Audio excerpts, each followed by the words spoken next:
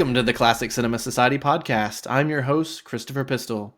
Every episode, I bring on a guest to discuss a classic movie and we talk about its place in cinema history and how it holds up today. Today, we're talking about Grand Prix from 1966. Roll the clip. From the glamour capitals of Europe comes the exciting drama of the men and the women who live the passionate adventure of Grand Prix racing. James Garner, Eva Marie Saint, Yves Montand, Brian Bedford and Jessica Walter, dramatic new stars Antonio Sabato and Francoise Hardy, Toshiro Mifune, and the world's champion Formula One drivers. Now, Metro Goldwyn Mayer, director John Frankenheimer, and Cinerama take you out of the grandstand and hurl you into the most exciting experience of your life. 5, 4, 3, 2, 1. This film was chosen by my guest today, Daniel Beltram. How's it going, Daniel? I'm doing fantastic. How about you? I'm doing great.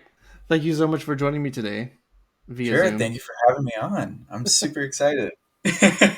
Well, Daniel, I know you as a fellow filmmaker and actor. You've acted in one of my short films, fellow Arkansan. But tell us a little bit about yourself and your film journey and maybe how classic movies sort of factor into that. I started making movies, I guess, when I was around, I think I was 10 years old. I discovered stop motion or Lego stop motion. So I begged my parents to buy me lots of Lego Star Wars sets so I could make little Star Wars movies at That's home. awesome. And then, I kept making short films in the high school with friends. I did not keep with stop motion. I don't have the patience for that. Most people, it's that Ben Wyatt thing where most people are like, they start the project and then they make their first thing and they're like, that was 2 days worth of work for 3 seconds of film. 5 seconds long. No, I kept making short films in the high school with friends, and I had a ton of fun doing that. So I went to the University of Central Arkansas, got my degree in film. I also got my Bachelor of Arts in Creative Writing. After that, I have been worked in a ton of different places doing commercial projects. But right after school, I made a film called Baking, and it had a nice festival run. I'm half Puerto Rican, half Italian. The film is about this Puerto Rican kid living here in the United States with his grandfather. And it had a nice little festival run. And right now I'm just mainly working commercially as an editor and videographer. I still doing acting though, trying to keep the dream alive. But I mean, classic movies, I think there's been like a ton that, the ones that I've seen as a kid, I guess that my dad had like TNT on, like while he was home, or just whatever was on TV that he was watching. I think I was exposed to quite a few different classic films through him. And then I think it wasn't until high school that I really started like, oh, I think I want to like be a filmmaker, that I started digging more like into stuff. And of course, getting to university and having like film theory studies and stuff like that, really getting exposed to so much more. I mean, I don't know. I'm a big fan of Kurosawa and his influence on modern cinema, and like Sergio Leone as well. I'm crazy about him. So let's just say I've got a Criterion subscription. All right. You have to the Criterion channel? Yeah, the Criterion channel. There's brother. so much more I really need to watch. I was actually looking at my Letterboxd the other day. I'm making these fun little lists where I rank every year, and as I'm getting further back, I'm noticing there's less and less movies in each list, and I'm like, ooh, I'm really lacking. I need to watch some more stuff. But I mean, no, in film school and still now, I'm very lucky that my wife is also a filmmaker. So if I'm just like, do you want to watch this weird French movie from the 60s? She's totally gung-ho for it. So, awesome. Yeah. That's surprisingly rare in our in our field. Most of I feel like most of my friends I know who are like equally obsessed with film have significant others who are just like, ugh, another weird movie that you're making me watch or something like that. I was lucky in that I married somebody who's not a filmmaker, but is equally pretty much like up for anything. Yeah, I love old movies. I think they're just so. I think just when you really dig into classic cinema, especially when you find those ones like there's things that age maybe in style or culture or things like that, but there's so many things that can like. It's really exciting when you find these old films that just feel so young or just so Mm. energetic and uh, I don't know, to feel connected to that spirit of like filmmaking or just making art in general, and to see somebody so passionate make something, no matter what time period it's from. But seeing stuff from, I don't know, I classic film sometimes is just like the best. Yeah. So Yeah, it's great when you see something that kind of like really challenges your sort of perception of how you think about the past, or how you sort of like your idea of old movies or the way things were back then. love seeing people talk with a transatlantic accent. Third time's a charm. There we go. Oh, you mean the accent that like Cary Grant and Audrey or Yeah. Catherine Hepburn? What do you mean she wants to play baseball? What? Like, Wow, a woman in pants, now I've seen everything. exactly. Well, today we're talking about Grand Prix from 1966. So the late 60s is a great transitional time for cinema. We get European art house cinema is influencing America more and more every day. And this film, Grand Prix, a Formula One racing epic from director John Frankenheimer, is a great example of this. Grand Prix, this movie predates Bonnie and Clyde by I think 1 year, which would officially signify the beginning of the new Hollywood era. But before that, Frankenheimer is a Hollywood director working within the system, pushing the limits of realism with strokes of hyper stylized editing to create this sort of like very visceral experience. And so, this is an auteurist statement in the sense that you really have a director who's truly passionate about this subject. Now, Daniel, I think a little over a year ago, you and I were both at a wedding, and Oh, I think I got into a conversation of you passionately defending the film Speed Racer, or at least like really promoting the film Speed Racer. And this intrigued me so much because I'd never seen this film that I saw this film not long after that, or saw Speed Racer like not long after that. So I should have seen this pick coming from you. no, you're gonna have to remind me what your take on Speed Racer is, because this is gonna determine how argumentative the rest of this podcast is. Oh, I really liked it. I Okay, mean, good. it was insane and all over the place. And I'm not sure I knew what was happening, especially like in the middle of the movie when like there was a ninja that showed up at some point. Um, Nobody's supposed to know what's happening, but that's the. but yeah, it was an insane experience, and I would love to see it again, like in a theater for sure. Oh, that would be Um, awesome. Yeah. but what is it about racing? Like, what is it about this like subject material that drew this film to you? So, I I've always loved racing. I think as a kid, I was exposed to racing not through film but through video games. My dad had a PlayStation 1 and he had Gran Turismo, and which is, if you don't know, it's a very popular simulation racing game. Mhm. And I grew up playing that. I grew up playing all of them, and I remember like thinking as a kid. Man, like this racing is so cool, because I think the only exposure I had to any sort of racing here was like NASCAR, which I mean I kind Sure. of liked, but like it's not It has as a stigma. let's just say it's not as technically complex. But no, this skill of racing, because those games do a really good job of teaching you the concepts of a lot of real world like racing techniques and styles and ideas, and of course the love for just cars in general. So yeah, I've always liked racing. Speed Racer is fantastic. I think honestly, I in terms of racing movies, I think like Speed Racer and Grand Prix are have a lot of the same spirit.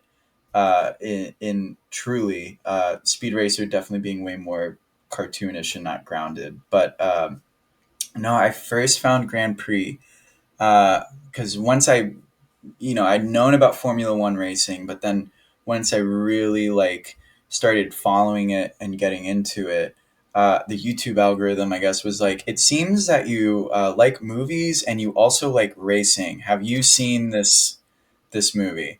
I saw the intro sequence to Grand Prix, of the Monaco Mhm. race, the Monaco Grand Prix, and I was in bed watching it on my iPhone, which is like the worst way to watch it. The I was way Frankenheimer meant for yeah, it to be the seen. the way it was meant to be seen, 11 p.m. at night under the covers with an iPhone. No, it was just blew my mind. I was like completely just I just the editing and the style and how it captured the excitement and the melodrama of these racers and doing just such a crazy excellent job of setting up this entire movie. Um, but yeah, I at that time the whole movie was on YouTube, so I proceeded to the next day, I think, because it was really late, and I was Still like, I on want to watch. YouTube. Yeah, is it still on YouTube? I thought they That's took how it I watched off. it. Oh, I bought it. I bought it to rewatch it for this. Oh man, I Oh, couldn't sorry. find I it. should have sent you the link. No, it's it's all good. I had maybe it was a year or two ago. I tried to rewatch it again on YouTube, so I think maybe there was a period of time it was they took it off or something. I don't know. Maybe I just got somebody in trouble Well, for. you got to watch it in HD at least. I Yeah, that's true. It was the highest definition I've seen it in, I It guess. looked really great on my phone, but not quite as great on my TV. Yeah. No. So yeah, I watched it on my the intro sequence on my phone. Then the next day, I was like, I have to watch this, and I was blown away. Went to Letterboxd. Nobody I knew had seen it, and even just like the general discussion of this movie online is not that like. I don't think a lot of people know about it, even despite like Formula One's recent uh, popularity boom within the U.S. and even more like specifically in the U.S., but even around the world, it's gotten more popular than it was in Europe. Like it's always been popular in Europe, but um, yeah, it just felt like the first movie I had seen that really captured this like just the spirit of racing in a way that wasn't so that missed the point. I think there's a lot of movies about racing that are just so oh we're gonna go fast and this guy's Hmm. gruff and like there's a lot of style little substance and this movie's got loads of style but also just that kind of like quiet like it peeks in there these reflections about Formula One and some of the negative aspects of the sport but also the deep down the question of like what's the point of driving really fast like what actually about this is so captivating. Let's go through! The bloody idiot! Starty's picked up 3 seconds! You can't blame Pete for wanting to race. Stop with the teammate! He has to let him through!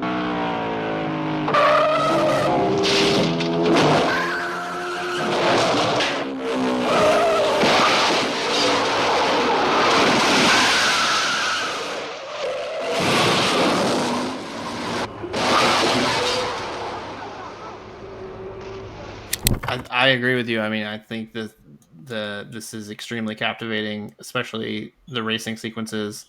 I mean, I was a little skeptical at first going into it, being like, "Oh, okay, so a 3 hour movie about racing. Let's strap in." Like, but yeah, wow, like this is it's extremely visceral. The thing that sort of like jumped out at me is that like I said, this is a movie that sort of like predates really the beginning of the new Hollywood era, but the racing scenes especially feel so modern and sort of naturalistic. I mean, there's definitely like a documentary style influence going on. I mean, there's, like this movie comes out even 5 years, I think, earlier, and there's like a real, you know, tense operatic over the top score that's going over those racing scenes. And I was able to watch a sort of documentary on Frankenheimer, and he talks about this movie and like why he wanted to do it. And apparently he was shooting another film in Paris and just happened to go and watch the Grand Prix races while he was filming another film, and was just so amazed by it and so captivated by it that he was just like, I have to make a movie about Formula One racing.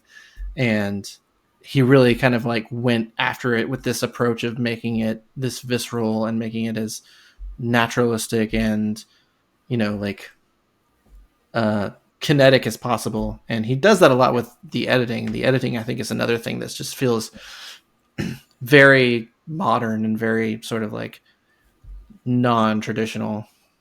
Crazy thing about this movie, and I mean, the two key elements, I mean, really, that of why it's so uh, intense of an experience. Like every time I watch that first intro sequence, I get so excited Mm-hmm. watching the Monaco Grand Prix, and then as it progresses, just how he keeps building on different ways to show these races. Um, but I mean, the way it was filmed was that these were at real Formula One races. There Mm-hmm. are real F1 drivers around. They're real audiences. They took basically just the bodies of those cars and tuned them down so they weren't as fast, and they would put their actors in the cars, and during like practice sessions would strap a camera onto the body of the car and have them go drive around, and they would basically craft these whole racing sequences through what they could get on a race weekend, but then also actual footage of the races that they were just capturing. Um, and so yeah, they traveled with the F1 circus to all these races, and uh, that's another thing, just how much of a time capsule this is for that era of racing as well. Just because it's so different now, in terms of, I guess, aesthetics, and the way it's kind of now it's like a big corporate machine in a way, and back then it was Mm-hmm. still like very uh, ragtag team of people, and like, oh, let's go to the race this weekend, or some families just being on the side of the road watching. Yeah. um I but felt just as tense or nervous for like the audiences watching the race than I did for the people racing, because there's like a little bit of a barrier in between them and the the road, and that's about it. it's insane how long it took for them to start implementing more safety standards that seem very Wow. common sense. I mean, these drivers they don't have seatbelts. Mm-hmm. um there's so much crazy stuff about that era. But then that adds again to, I think, what's, for this film, is very philosophical and very melodramatic about life and death, because back then it was way more of a life and death thing, which made it just crazy. And the movie's very aware of that. Um, but yeah, no, it was dangerous then. I'm sure there was some level of danger putting these cameras on these cars and trying to film it. Um, but yeah, and the editing as well, just that in combination, I think them just getting so much coverage, so much different types of footage at these races, and then they put in the edit, and this did these. It's so exciting anytime they use split screen, because they use Yeah. it in so many different ways in Grand Prix. I think right before the Monaco Grand Prix starts, right before they start racing, they're like showing them like working on the cars, like these inserts, and then it multiplies and it multiplies, and it's just like you're getting the sense of like every car is getting this level of attention, and it's getting these repetitive actions of we need to, I don't know, check the pressure or turn this screw or like rev the engine. And um, then they'll use, I think it was in the Zandvoort race sequence this last time that really uh, caught my attention again with the split screen, was showing, on one side who was watching whatever driver, Hmm. and then on the right side showing that driver, racing. And at that point you're in the middle of the movie, and you're getting to this like crux of so many of the plot points happening with the characters. It's just it's thrilling because you're watching the racing, but then there's this emotional layer put on top of Hmm. it as well. um, and this movie, it with its race sequences, just completely stuff that people are probably too scared to do today still with unless it's Speed Racer. Speed Racer is the only. Right, and then you have probably not real roads in Speed Racer. Um, There's not a lot of real things in Speed Racer. not a lot of real, not real things except for the actors, probably. Yeah, Um, but no, yeah, I think it's interesting that this also has like such a like sort of a postmodern or at least like new Hollywood feel about it, even in the so-called like melodrama of the characters, because they're not sort of like the over the top type of characters that you might imagine, or like super, like just stereotypical type of, I don't even know, like yeah, athletes or whatever. They're all pretty like, like they have their own motivations, but you're not really sure, like you're not really rooting for like one over the other necessarily. Like they all have their sort of motivations, but they're all sort of like downplayed and like very almost dry in a way. Like James Gardner is very like sort of one note, I feel like, in this movie, and it kind of like bothered me through the first half. Um, but then I kind of got used to it and kind of realized like this is the kind of the point, just like show yeah, the lives, or how these characters sort of like why they do what they do, but also how they sort of like come to terms with the danger of what they do. yeah. I think it's it's not it's I think it speaks to how, for me, how ageless this film is, because if you're following Formula One today, there's 20 drivers. I can tell you all of their names. I can tell you what's going on in their careers. I can tell you because when you go from race to race, there's Formula One is part of the one part is racing, and then the other part is the drama, because you are racing to keep your seat. You have a team that's working hard to make the fastest car, and it's one of the most highly competitive sports in the world, with some of the biggest amounts of money put into the athletes and the engineering that goes into it. Um, and really, the archetypes that are in this film have existed for the entire history of the Mm. sport. I mean, not just in Formula One, but motorsport in general. There's, I think now, there's, oh, what's his name? The older Ferrari driver in the film, the Jean Jean Pierre. Pierre. Jean Pierre. Uh, his, the growing tired of racing. Yeah. It's a thing because you watch your favorite racers come in. Maybe there's so many people that talk about like seeing their favorite racers come in when they're young and they idolize them. For example, like I knew about Sebastian Vettel. He's a four-time world champion with Red Bull. And I knew about him because he was in a ton of the promotional material for Gran Turismo 5. And that's when I first learned about him. And so I kind of like followed his career. And, when he retired in 2022, because in the back of your head, you're just like, oh, no, he's gonna keep going, and one day he's gonna win again, and he's gonna be a champion. But as you get older, it's finding that motivation. It's something that these drivers really have to dig deep down for, because it's a very intensive sport. It's very demanding of your time. And so to see his character say, one of my favorite quotes in the movie. I recently have grown tired of the racing. It's true for a lot. Every racer at some point comes to the fact that they're not going to be the best anymore. That they're not going to be at their peak. And some point they have to retire. Um, Scott Stoddard, the other character, um, that's his name, right? I always forget the characters' names. Uh, Um, so there's Pete, there's there's Jean Pierre, Jean Pierre, Scott, yeah, Scott. and Yeah. So Pat. Scott, You know. yeah, he has his big accident in the film. But Mhm. what there's a line because he predates this race car driver by about 10 years.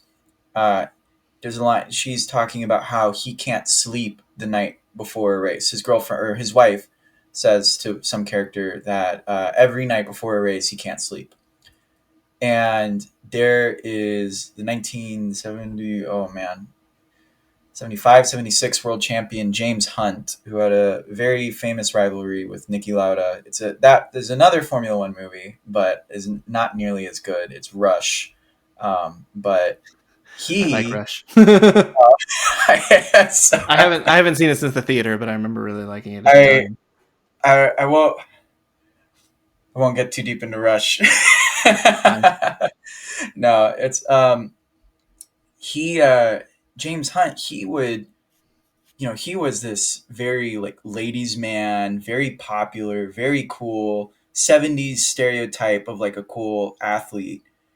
And before each race, he would vomit before Mm, driving. And mhm, it's just the kind of things that there's so many things like the character archetypes and the characters that are being portrayed, those are all true to the sport and true to the history of it. And if you follow Formula One, you'll find these characters over and over and over again in different versions. And that's what kind of makes it infinitely interesting and also just it's has such a life of its own. Just such a cast of characters and this tapestry of a story weaving into it.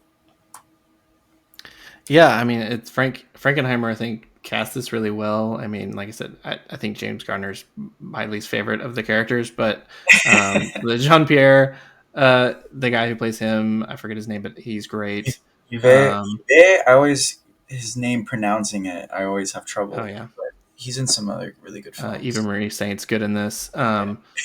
There's Booney is in here for like a few minutes, He's just or has a few minutes. casually Yeah, occasionally. I mean, I think it's one of those things where one like he does have a little bit of crossover appeal with Akira Kurosawa films, um, having gained popularity throughout the 50s and 60s, but also I think people are just like Spielberg putting Francois Truffaut in his movie. He's just like wanting to bring these people over. It is distracting that he's dubbed though through the movie by Yeah. the guy who did you recognize the voice of the guy who dubbing him? No, I was trying this time to determine if how dubbed he was. So I So was. it's actor Paul Frees, who's probably most well known as the voice from the Haunted Mansion ride. If you go through the Haunted Mansion and you hear Yeah, the "when ghosts and goblins come to man, visit" or whatever, I can't hear his voice without even he's doing a Japanese accent fairly badly, but I yeah, that's all I could think about the entire time when he was talking. that's really I funny. immediately And was like, "That's the Haunted Mansion guy." now next time I go to Disney World and I'm at Haunted Mansion, I am only going to talk about that and annoy everybody with me. You're like, what is Grand Prix? I'm like, you gotta watch it. You gotta watch it. So the guy talking right now. Yeah, but I was also because I'm such a Kurosawa fanboy, seeing my boy Toshiro Mifune just like pop up in this movie, and he's like a stand-in for Honda.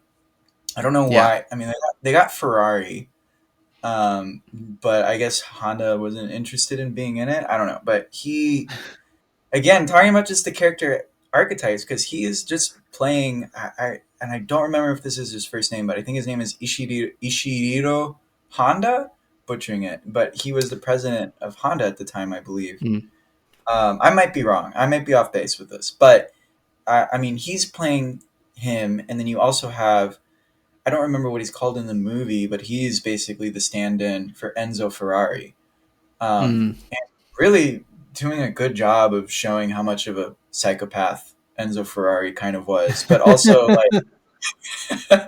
like how manipulative. I think in his first introductory scene in the factory, he's very stiff and he's very selective about who his drivers are. When you drive for Ferrari, it's an Mm-hmm. honor that you drive one of those cars. And then later in the movie, just like saying like, "Oh yeah, no, your car is at the garage. Why is it not here? Oh, I don't know." And then like bringing his wife there when he knows it's gonna throw him off. Like that is Yeah. peak peak Ferrari manipulation. Very Mm. toxic place. Well, it used to be. I don't know about now, but really crazy stories about Ferrari. So they got that on point. Which again is crazy that Ferrari signed off to be in the movie, and then they let them basically kind of show the crazy side of Ferrari. But I don't know. Yeah. Yeah. I'm sure it was just all about like, oh, well, you're gonna show off this stuff. Okay, it's free advertising. It's great. You don't need to read the script. This is probably before. I don't know if I'm right about this, but this is probably before like corporations like read scripts or look through scripts to see how they're being portrayed in film. Maybe because it was in English, because Enzo Mhm. Ferrari only spoke Italian. He was very thorough. I mean, I don't know if you've seen Okay. Ford v Ferrari, but he's also in that movie. And Oh wow. the Ford people like bring the contract to him, and he's spends the whole night reading it. So he Mm. was a pretty thorough guy, but maybe Frankenheimer was like, yeah, the script's in English, so he just was like, well, I give up. Just trust me. Take my word for it. Yeah. Oh, a different language. My only weakness. At least, yeah. I'm pretty sure he only spoke Italian, but Yeah. So, I you kind of probably just answered it, but why do you think this movie is still important today? Like, as far as like a film that you would like recommend to people to check out who might not be so keen on either old movies or racing movies. well, it doesn't feel like an old movie. I mean, Mm. in certain ways, it feels like an old movie, but the energy of it feels really modern. First of all, if you're even slightly interested in watching Brad Pitt race a Formula One car this summer, you need to go see this movie and credit this movie for how the new Formula One movie is being shot and filmed. Yeah, Uh, I feel like I it's did my kind of homework. yeah, yeah. I was like, No, sweet. I'm pumped for F1 now. no, the last 2 years they've been filming this movie pretty not too dissimilar to how they filmed Grand Prix in Mm. 1966. They've been at races. They've got their own cars.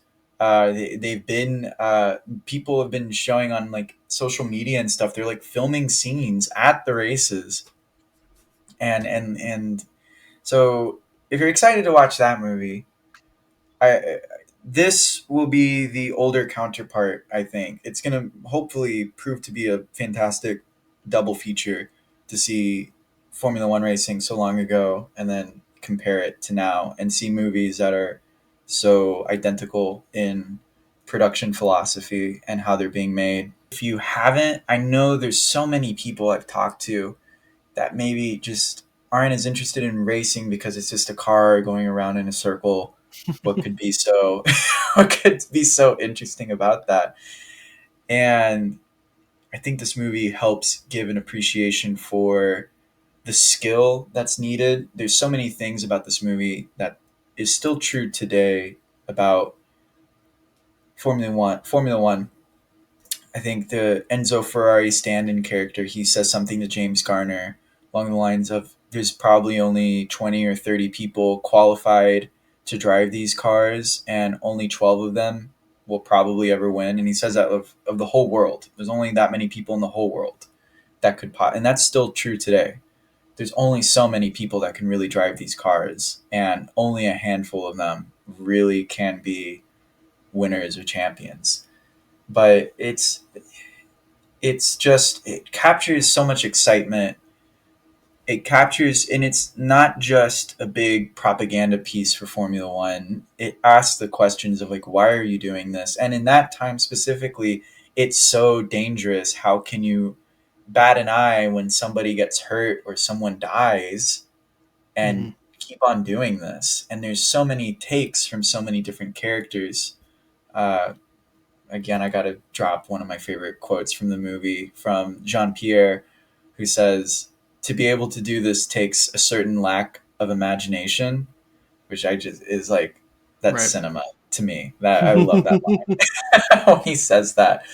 Um, but it's true that it's just it's a movie that's very, it's a very honest look at Formula One, and it's very exciting. It's very thrilling to watch, and it's both a time capsule but still really true to what racing has always been.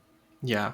Yeah, there's definitely like a modern sensibility to this just beyond the technical elements. I mean, there's a certain like sensibility to the performances and certain sensibility to the script in and of itself that like I can think of a dozen other movies about someone who is passionate about something and takes this sort of like really it's to just show you like the stoicism involved in doing something like this, but also like the sort of like focus of it as well, Yes. um, that feels very sort of modern. Yeah. No, definitely a lot of stoicism in this movie. A lot of distant stares after saying something really cool. A lot of worried wives who don't understand and it's just like why can't you Why are just you not doing risk your life? why are you doing this? Lights a cigarette lighter. I have to. You wouldn't understand. I The stoicism is what gets me. It's this truly that, like you said, it is melodrama, but it is pretty understated in most Mm. of the film. It's very, these characters off track. I guess they don't need to feel to be explosive in that drama. They, I guess they feel that life and death. So it makes sense. So yeah, I can't. Wonderful Well, film. hopefully F1 is really good and not also 3 hours though, because I think that would make it the longest double feature if you were to pair it with Grand Prix that could possibly exist. I mean, people do their Lord of the Rings marathons, so I mean, it That's can't be true. that bad. Can't be Yeah, that that's true. I hope it's good. I really hope it's good. I'm so scared that F1 is It's the the director from the director of Top Gun Maverick. yes, it That's is. exciting. I'm excited about how the movie's filmed. It looks awesome. I just Hmm. hope that it's, I don't know. I hope that it has that true spirit of racing. In my opinion, there's there's probably more that I need to watch, but there's Grand Prix, there's Speed Racer, and then there's also the film Le Mans with Steve McQueen that I think really just Hmm. in a way capture what it means to be a racer, but in very different ways. And I really hope that it has something to offer to the conversation. There's huge potential, huge opportunity to show Formula One as what it is now, because it's so different, but also still the same to what it's always been. So I really hope it looks technically really awesome. I hope it can stick the landing. I Desperate uh, for it. I just searched in Letterboxd on the lists racing and the number one is on there is Grand Prix and Le Mans is number two. Yeah, Um, and then Le Mans is stellar. and Very then we've different got from this movie. Days Very of meta. Thunder, Yeah, I've never seen Speed Days of Racer. Thunder. Oh, really? Oh, No, I've never there you seen go. Days of Thunder. I need to put it on. See Tom Death Cruise Race drive. 2000. Oh, I love Death Race. That movie is nuts, though. That movie's not about racing. That's about crazy people. It's a Which fun movie. version? The 2008 one or the 1975 But one? I've only seen the old one. I'm Oh, not okay. s- the new one I hear is not good. The old one is Yeah. is very movie camp. I'm Yeah. sure. I think Robert Sylvester Berman. Stallone is in it. There's a I think if I'm not- 1969 film called Winning with I Paul don't know that Newman. one.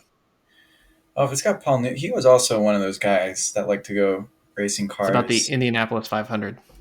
Ooh, I hope it's good. I've been to the Indy 500, and that's a whole other history of racing. And racing, I think, used to just be a bit more publicly, or in the public's eye, something thought about more, something you'd go to more. And I'm not quite sure when, at least in the United States, it kind of splintered off to being more just about NASCAR. In Europe, it's always Formula One has always stayed relevant, and even in Asia.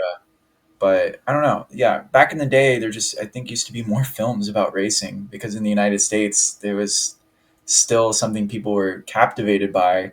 That's one reason I'm crossing my fingers for F1, but at the same time I'm like I hope some people go see it because I don't know that many people who are just like, oh hell yeah, F1 racing. Like Oh, we'll see. it's I did boom. a in Yeah. my office I did a summer movie sort of draft where we are trying to predict who's gonna make the most money during the summer movie season, and nobody picked F1. Yeah, I think it'll make money. The F1 boom in the US is nuts because when I was in F1 or into F1 just 5 or 6 years ago, it was like I was the only one with a Ferrari hat or something like walking around. And now I see people with F1 merch all the time. Oh, okay. They finally penetrated into the United States. That was like their biggest thing for decades that they couldn't keep a steady popularity in the United States. And I was actually Drive to Survive, the Netflix docu series that Mm. pretty much did it. So now there's all these like girls and that find really it's a lot of women who like the drivers. They find them really attractive, and they're just there to cheer them on. And then they're like, I don't know, like they're like it's a lot of new people, but it's great. It's good for the sport. And there's a lot. It's better than what it was because I was like, do you guys know what this is? And now people are really so. Nice. Well, before we wind down, is there anything that you wanted to promote on here? Sure. I have a YouTube channel. I do video game stuff. One of my other big passions in life. So it's called Danny Raffi. I do hopefully funny things. So check it out. I would really appreciate it. And yeah, it's been a lot of fun. If you like classic film, but you also like other old mediums like video games, I do a lot of retro video game stuff. So there you go. There's my equivalent. Sweet. I will put the link to your channel in the description of this podcast so people Awesome. know where to check it out. Thank you. All right. Well, we love old movies, and I'm sure you do too. If you're listening to this, you can reach out to us on through Gmail, through classiccinemasocietypod@gmail.com. Please let us know what you thought of this movie. And if you haven't checked it out yet, then go check it out. It's on YouTube. Don't buy it like Daniel did. Unless you're just like, no, I have to see it in HD and I know I'm going to love it, then go ahead and buy it. Well, I need to find the Blu-ray. Was Buy the was it Blu-ray. expensive? It's $10. I'm gonna watch it a million times, so I bought Sure. it. But I want the Blu-ray. I need to go find a physical copy. That's what I need, Oh, yeah. not a digital copy. So Well, make sure you subscribe and share this podcast. One of the best ways to help us is to leave a 5-star review. It's really the best way to help us reach more classic movie nerds like you. Daniel, thanks for joining me. oh my gosh, thank you so much for having me. We'll see you later.